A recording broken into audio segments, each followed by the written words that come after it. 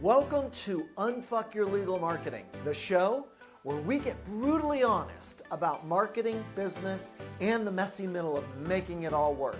I'm Gary Johnson, marketing coach, strategist, and professional BS detector for attorneys and business owners who are tired of doing what everyone else does. Around here, we skip the fluff. We have real conversations, real insights, and maybe a few F-bombs along the way. So let's get into it. To make more money long-term, you need to have forward-looking strategies. And we are going to explore this with my guest today, Jessica Ganafis.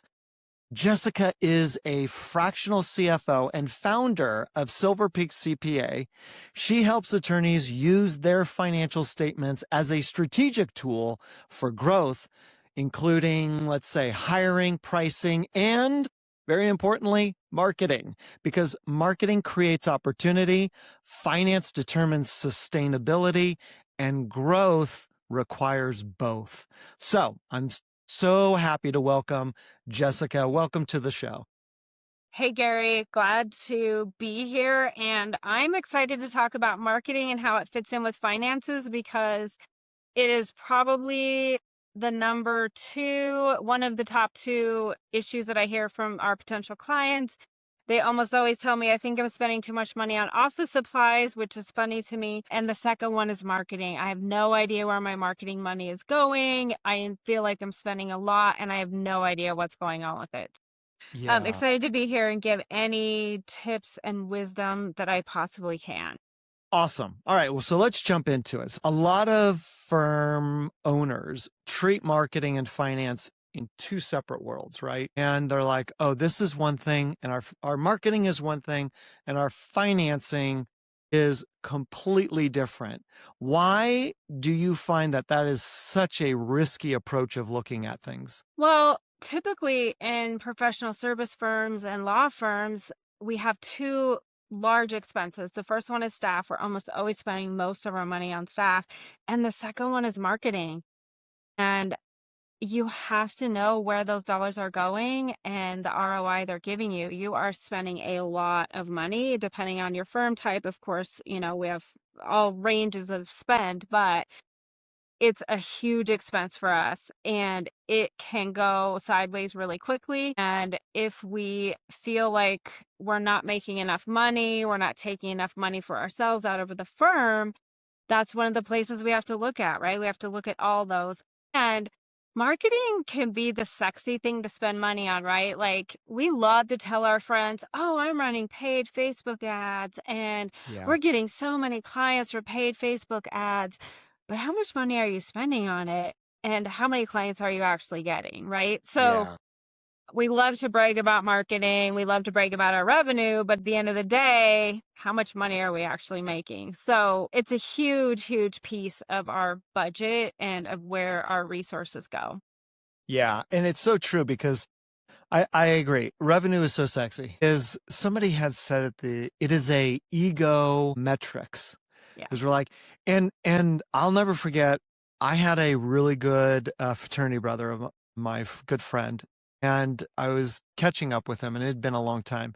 And I said, how's your business? And he's like, business is okay. And I go, what's your revenue on that? He said $120 million. He's the only owner. And I'm like, good God, this guy is a baller. No kidding. And then he said, yeah, it's not all that great. And I go, why? And he goes, I say 120, but I am $50 million in debt. We're not breaking even at all. We're trying to get things back. But it goes to show, you think revenue, guy's a baller, and he's in massive, massive amount of debt, and it's like, what the heck, and he also said, we don't look at our finances that greatly, and we're just like, fire, let's go. And he thinks more revenue will get rid of fire, but it doesn't, does it? Absolutely not. And, when it comes to marketing, because most of us as business owners are type A, we're very driven, and some great thing comes in, right? Like how many sales calls and how many times do marketing people pop up in our LinkedIn and Facebook ads, and they're always promising whatever great thing, right? Like I can get you so many leads, and we are very revenue driven, which is good, right? Because we are building businesses and we're making money, but it gets lost in all the other things that we want to do and everything else that we want to advance in our businesses. So, Yeah. and I think one of the big things for your friend, the 100 million, that's great. But what I hear a lot is I want to get to 1 million, right? And then I want to get to 5 million. Right. And I've seen tons of $1 million plus firms and the owners making zero or very little profit. They're working, maybe taking 50,000 a year out of the business, right? But we are 7 figures, and we are we have a 7-figure business, and we're spending money on Facebook ads and billboards. I go to PI attorneys most of the time because Yeah. I love PI attorneys, but I PI know. attorneys are PI attorneys for a reason, right?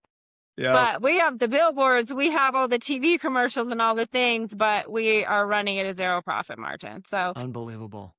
yeah, that's Yeah. usually the vanity expense, I guess, is marketing, and revenue is a vanity metric that we like to brainstorm. Oh my God, totally true. Now, when you're working with clients, do you, they all know the revenue number. Well, hopefully they'll know the revenue numbers, but do you find that they also understand what's driving those revenue numbers? Usually not. So the answer is most frequently no. And if we have clients that have multiple practice areas, it gets even more, the waters get even more muddied, right? Because typically they don't know which practice area is profitable and which isn't. But Yeah. even if they're a single practice area, it's very, very, very rarely that there's any sort of connection between revenue and spend. Marketing can be a big lever, but probably what I would say is the biggest lever is staffing. And most firm owners have no idea how productive and efficient their team members are. And if your team member is not producing 4 or 5 times their salary, you are not making enough money off of them, right? And so since that's usually our biggest expense, that's usually where we start the discussions. And depending on, what the owner's gut is telling them about where they may have inefficiencies, typically marketing is another one that comes up. But, we should be looking at ROI on marketing. We should be looking at ROI on our employees. And because those are our 2 biggest spends usually. Totally. I had listened to one of your podcasts from before, and one of the things that you had said that really hit home was the data tells the truth. Can you talk a little bit more into that? Because I think that is such a powerful thing that typically lawyers want to stay away from. I'm not an accountant, so I want to stay away from the data. I want to stay away from the numbers, but the numbers do tell the truth. I always say numbers don't lie, people do. Yeah. And people will lie their ass off, but you can't get away from the numbers, right? No. So, and usually as a business owner, again, we're very forward thinking. We're very excited. We love trying new things. We have new ideas, and we don't make the connection between the two, right? I might start Facebook ads and maybe I'm spending $5,000 a month, and my marketing firm is showing me these reports once a week that are showing the leads we're getting, but I don't have any staff internally tracking how much of those are actually booking calls and how many of those are converting to clients, right? right. And so if I just look at things on that surface level, I'm like, wow, we're getting 30 leads a week from this marketing spend on Facebook ads. This is amazing. But if we don't have anybody drilling into the next level, we don't know what the actual data, that's not the real data, right? And I had one client, and I don't know why this sticks with me, but I'll never forget, on our first call before he hired us, he said, I am spending too much money on food for my kitchen. I am not profitable enough, and my staff is eating too much food and drinking too much soda. No way. And we are spending, he's like, it drives me crazy, and we need to look into this. And he did not have a profitable firm. I said, Shocker. okay, we will figure this out. and he was spending like $300 a month, and he was like a $3 million firm. So they weren't spending very much money. But in his mind, as the firm owner, he saw his staff walking around with their sodas all the time, and it just irritated him. So that's a story of where he thought that was a big problem, and it really wasn't. So the data, actually, he had some sort of feelings about that. But the Yeah, deep data said feelings too. yes. And, he said, well, I guess that's probably okay. So, he continued buying the soda and the snacks for the team. That's an example of where he thought he was spending a lot of money and he wasn't. Yeah. Um, when it comes to marketing spend and staff spend, that is very, very eye-opening. Usually when you start looking at the ROI and you start looking at the productivity of the staff, and it's tough as a business owner to look at those numbers because they don't lie exactly like you said. And if you have a staff member that you think is performing and they're not, and that's a difficult place to be, right? You have to have a whole nother approach to how you handle this situation. But at the end of the day, you need to have the accurate information to make decisions. Yeah, totally. Have you ever had a firm where you were looking at all the data and their marketing was just coming up short? Like they weren't getting a good return on their investment.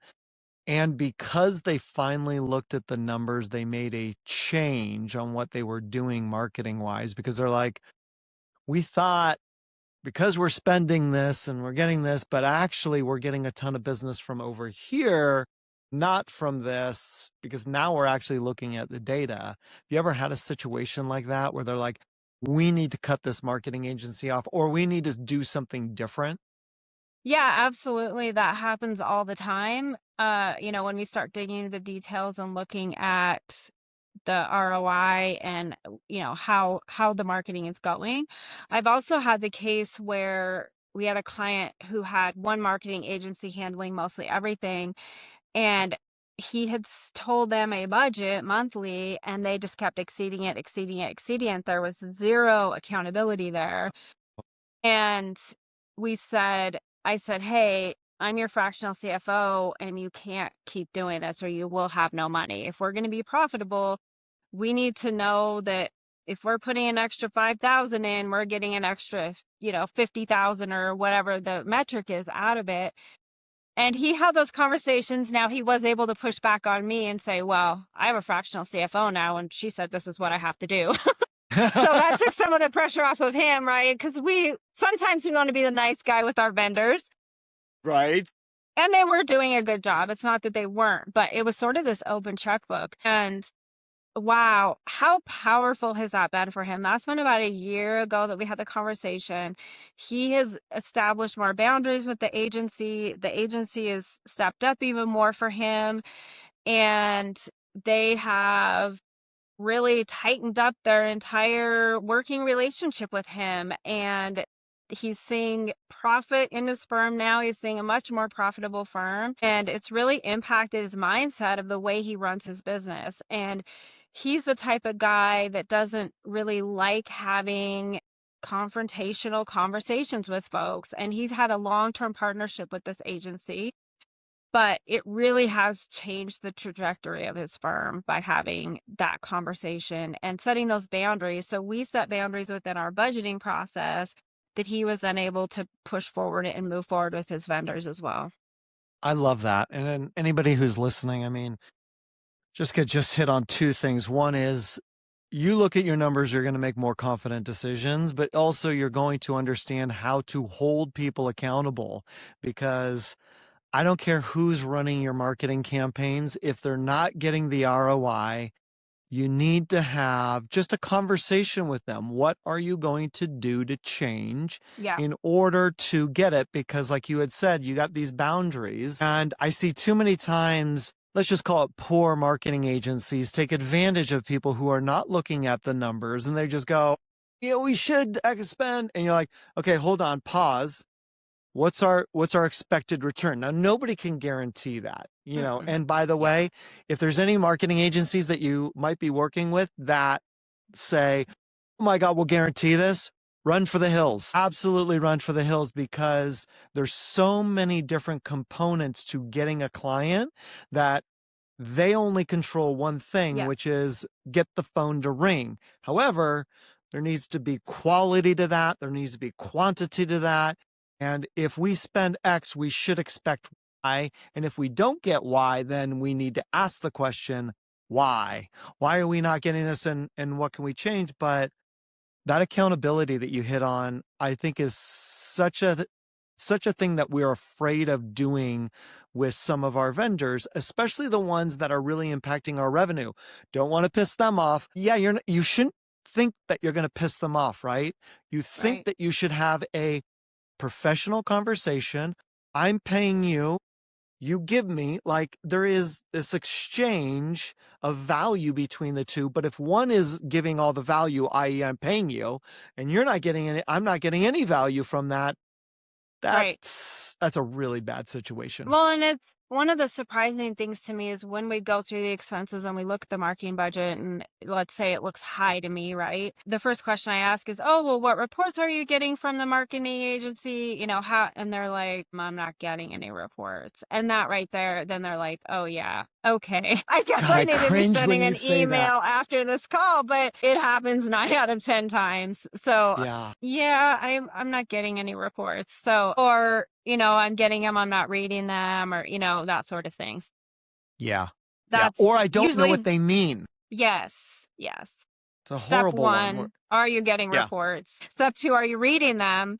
And then step 3, do you understand them? So like that's the filter that you have to go through with marketing Yes. ROI. So then if we can Yeah. get those 1, 2, and 3 checked off, then we can start looking at, you know, the ROI and digging into it and making decisions about how we want. Yeah. Now, we talked about tracking numbers, data. What do you recommend a listener that is like, okay, they're just starting to get into this and they're starting to look at their financials? What should they be tracking when it comes to their marketing spend? Well, it's really going to be digging into it and looking at, typically we have multiple areas we're spending in, right? We may have a agency that's handling Facebook ads or Google ads or local service ads, that sort of thing. So I'm going to always advocate to dig down as far as you possibly can on your Facebook ads. How many leads are you getting? How many of those are converting? You know, kind of the basic stuff. How many of those are converting into calls? And then how many calls are you converting into clients? And that's the super basic 101 of, you know, tracking our marketing. By, you know, then dig into each different area that you're spending money on. And you're not going to find this magical bullet, right? You're not going to find like, oh my gosh, this is the thing that's totally screwing me with my money. It's data gives us information to make informed decisions, and you have to track it over time, right? So Yeah. we try this ad campaign with Facebook ads, and, you know, your marketing agency should be, or whoever's running those for you, should be looking at the ad level, right? Which ones are hitting, which ones aren't hitting, and should be working through all of that. That's not necessarily what you need to be doing, but if they don't know that you kind of know what's going on, sometimes things aren't going to happen, right? So Yeah. I'm a huge fan of keep it simple. So if you're doing nothing right now, start with those 3 metrics. How many leads are we getting? How many are converting to calls? And how many are converting to clients? Yeah. And ultimately, you can then calculate our cost per lead. You can calculate then your cost per client acquisition, right? So the ones that actually convert. Yeah. But that little cycle in itself is going to give you tons of other information that's not financial related, right? So if our leads are booking calls, but then they're not converting to clients, we have a sales problem. That has nothing to do with marketing. Yep. So that simple little cycle, and you can break that down into tons and tons of pieces from there. But even that simple 3-step cycle is going to give you a lot of transparency into some things that are happening in your revenue cycle. Yeah. And by the way, all you attorneys that are listening to this right now, and you heard that dirty word of sales, business development, whatever the fuck you want to call it, it's all about conversion, you know. they get all this. You can't call it sales. I'm not a salesperson. It's like, if nothing is sold, you have no work. No, Like you don't exactly. do anything. Yeah, So call it business development, call it sales. It's all the right. same thing. Well, Yeah. and we had another client story that I think is pretty cool. He was a defense attorney and he had never really tracked this stuff before. And our kind of goal was to look at his marketing spend, but he started tracking those three pieces and he saw that he was getting leads, people were calling, but they weren't actually booking a call with him because his cycle to see clients was too long.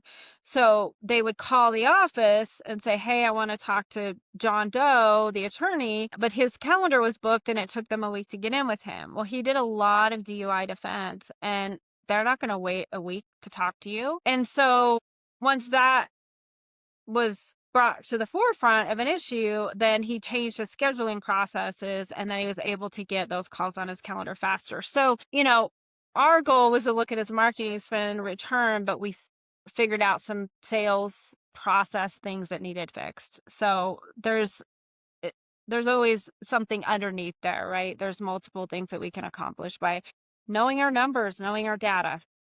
And that's where it really starts, is knowing your numbers, because if you don't, the chances of you becoming extremely profitable is low, as opposed to, I don't want to put my head in the sand. Like, I got to have it out. Let's look at the numbers, try to put our ego aside for a quick second and say, how can I make decisions based on this? When attorneys are hiring somebody like yourself, come in, show them the numbers, show them like, hey, here's the data. Again, this doesn't lie. We need to start making these decisions.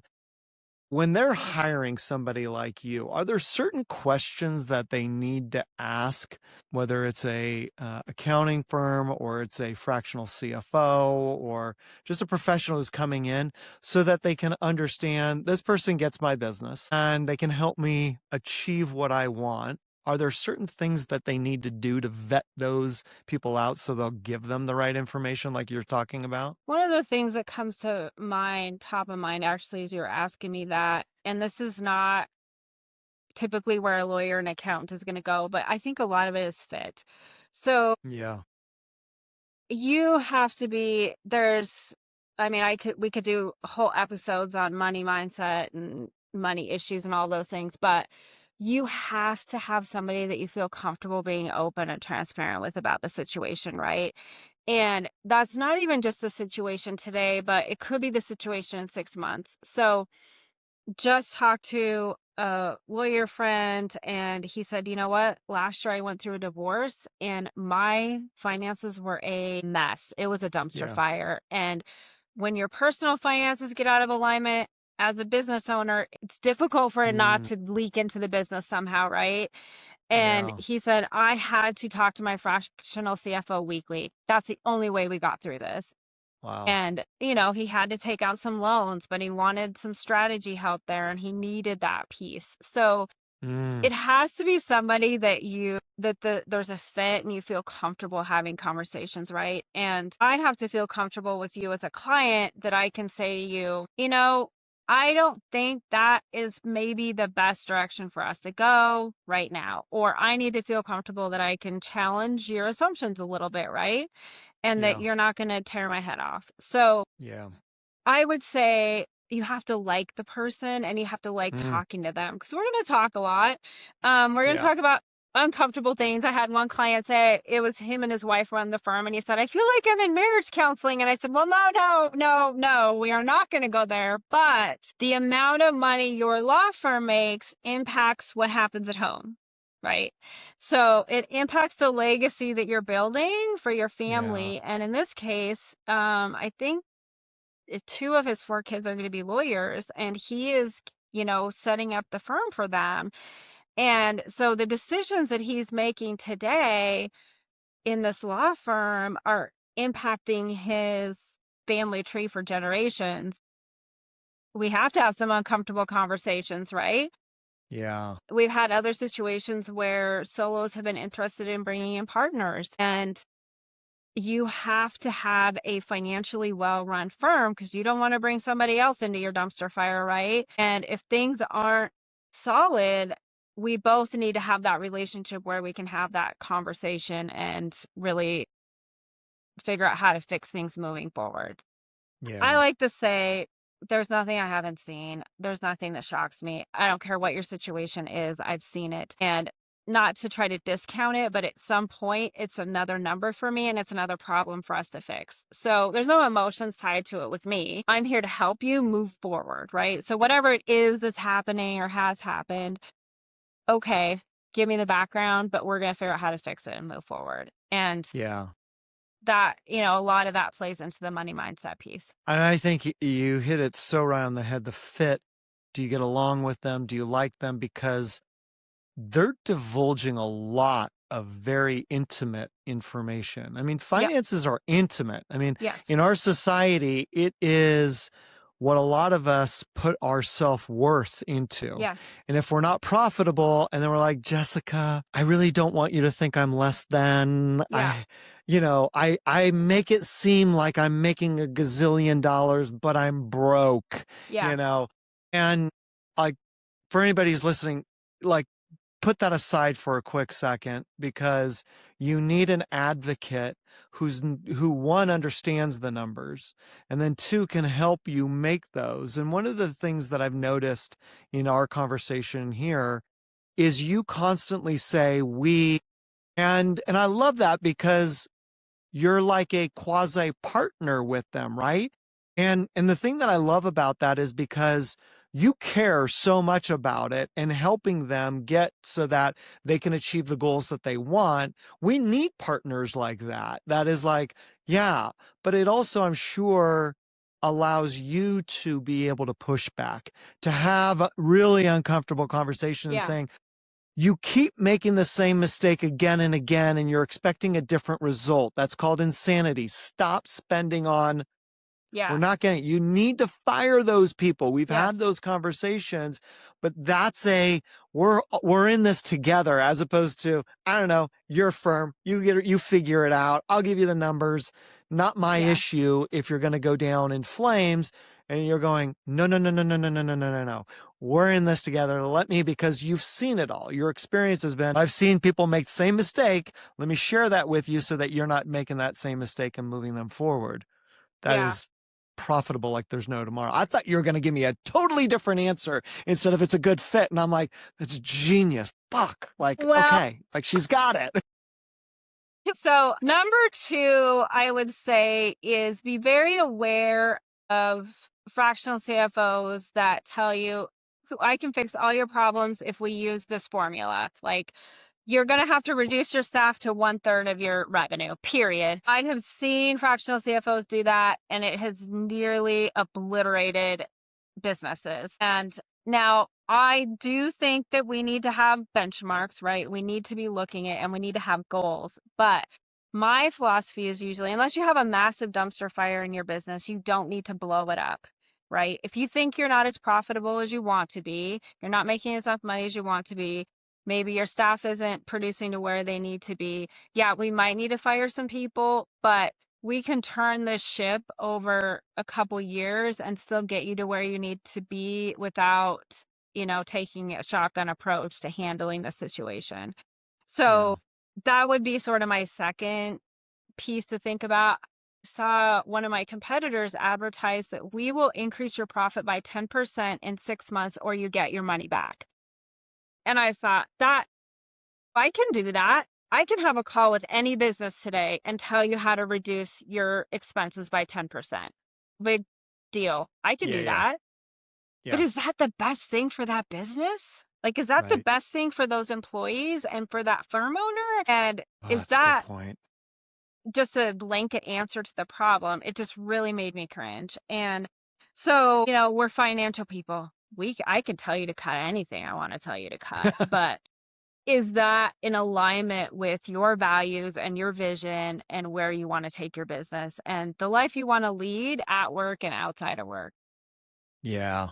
Oh my God. So That's that would brilliant. be my number two. And then my number three is probably I would really strongly recommend looking for someone that knows law firms and specializes Yeah. there. I hear on a lot of our potential client calls, I hear, well, I hired a firm, they didn't really understand how PI worked, and they just kept telling me to cut expenses. Well, okay, we need to make sure expenses are within boundaries and we got a handle on that.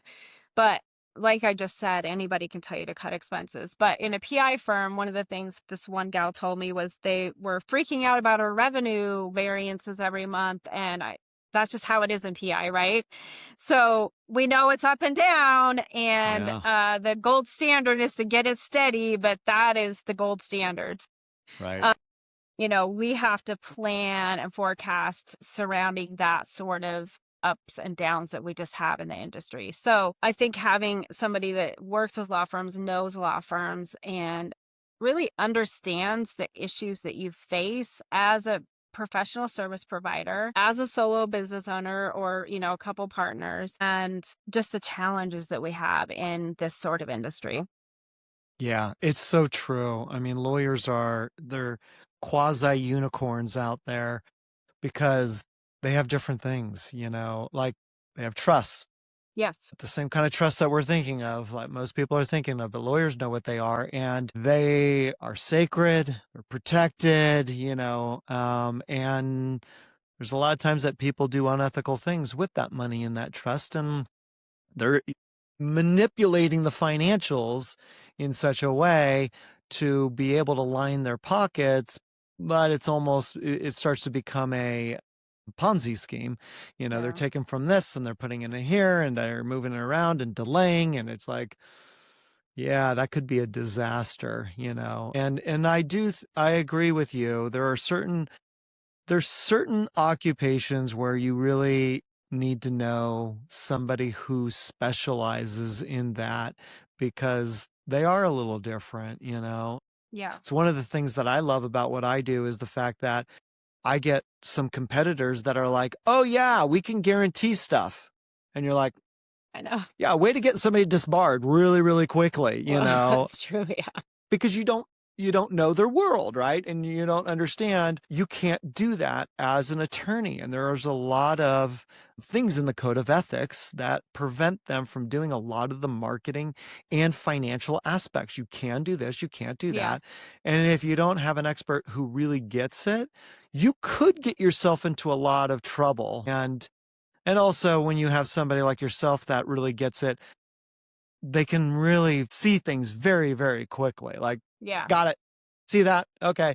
Let me explain what this line item means. It means this. Here's how it affects your Right. profitability. Here's how it affects, we need to make a decision. Da, da, da, da. And they go, thank you. Instead of 4 months down the road, God, we should have looked at that, but I didn't know that was a big Right. line item for you guys because I've never worked with attorneys before. Right. It's like, oh shit, recipe for Yes. disaster. Yeah. Yeah. Oh God, Jessica, thank you. Like this has been huge. I mean, from really understanding people, the data does not lie. It tells the truth. People do lie. We've got to be tracking stuff. I love how you were like, let's track first and foremost, very simply, what are we spending? How many leads do we get? How many are converting to calls? And then how many are converting to clients? That can tell us a big story. If you've got employees, each employee should be about 4 to 5 times what you are spending on them. And spending on them is not just salary. There's other things that are put Mm-hmm. into that. Yeah. They need to hold their vendors accountable once they get these numbers, and making sure that you're utilizing these numbers to make confident decisions with your practice. Because if you're not, and you don't know, you're going to wake up one day and go, this is not the legacy that I wanted. This is, Mm-mm. I wish I would have. And like you had said, most times my ego is getting ahead of me or something like that. And if you are hiring somebody for this, make sure it's a good fit. Make sure that they're not, yeah, we'll guarantee this, or we'll put you in a formula that everybody is, or they've never worked with attorneys.